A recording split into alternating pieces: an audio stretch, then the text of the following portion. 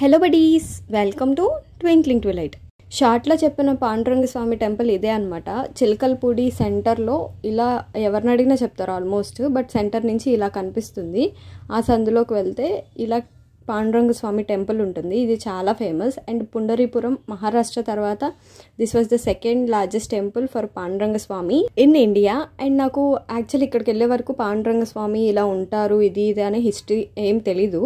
But after going there I came up to know ఇన్ని విట్టల్ అని కూడా పిలుస్తారు. అండ్ ఈ హిస్టరీ మొత్తం అయితే తెలీదు, బట్ టెంపుల్ గురించి అయితే తెలిసింది. కానీ బట్ మీకు ఎవరికన్నా పాండురంగ స్వామి హిస్టరీ ఏంటి, ఆయన ఎలా వెలిచారు అదంతా మీకు తెలిస్తే ఒకవేళ కమెంట్ డౌన్ బిలో. గుడి వైస్ ఇక్కడ ఉన్నదానికి వస్తే ఇప్పుడు చూపించారు కదా ఎంట్రన్స్లో అన్ని గోపురాలు ఉన్నట్టు కాకుండా గోపురం ఇలా వస్తుంది, రథం షేప్ టైప్. అండ్ ఇది వచ్చేసి ఎక్కువ కార్తీక మాసంలో వాటిలో చాలా పూజలు చేస్తారట. ఈ టెంపుల్ వచ్చేసి 1929లో కట్టారనమాట. దీనికి ఎంట్రన్స్ అయితే ఇలా ఉంటుంది. కోనేరు అవన్నీ ఉంటాయి, చుట్టూ కనిపిస్తుంది కదా, అవి కూడా టెంపుల్సే. బట్ లోపలికి వెళ్ళలేదు, అప్పటికి వర్షాలు అవి పడుతున్నాయి అని చెప్పి. అండ్ ఇది వచ్చేసి గర్భగుడికి entrance. Opposite side of Panduranga Swami వచ్చేసి హనుమాన్ ఉంటారు. ఇలా ఉంటుంది గుడి. ఈయనే కట్టించింది 1929లో ఈ టెంపుల్. అండ్ లోపలికి ఇలా ద్వారాలు దాటుకుంటూ వెళ్ళాలి అన్నట్టు. లాస్ట్ టైం శివాలయం ఒకటి 12 బావుల టెంపుల్ అని పెట్టాను కదా, ఆ 12 బావుల్లో కూడా స్నానాలు చేసి నెక్స్ట్ ఇక్కడ దర్శనానికి వస్తారనమాట.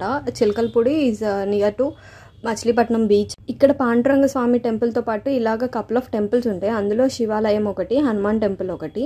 అండ్ ఈ టెంపుల్ యొక్క ప్రత్యేకత ఏంటంటే ప్రతిదీ మనం చేతితో తాకి శివలింగం కానీ ఆర్ పాండురంగ స్వామి పాదాలు కానీ ఏదైనా కూడా మనం చేతితో తాకి అలాగా దర్శనం చేసుకోవచ్చు. ఇక్కడ కొన్ని లింగాలు కూడా ఇలా ఉన్నాయి, కోటి లింగాలు అన్నట్టు. ఇది శివాలయము. దాని తర్వాత వచ్చేసి ఇలా హనుమాన్ టెంపుల్ కూడా ఉంటుంది. ఈ హనుమాన్ టెంపుల్కి స్పెషాలిటీ ఏంటంటే ఇలా అక్కడ థ్రెడ్స్ కనిపిస్తున్నాయి కదా ఆరెంజ్వి, అవి కడతారనమాట. అంటే భయాలు అవి ఉన్నా పోతాయని. That's it for this video. ఇంకేమన్నా తెలిస్తే please do comment out below.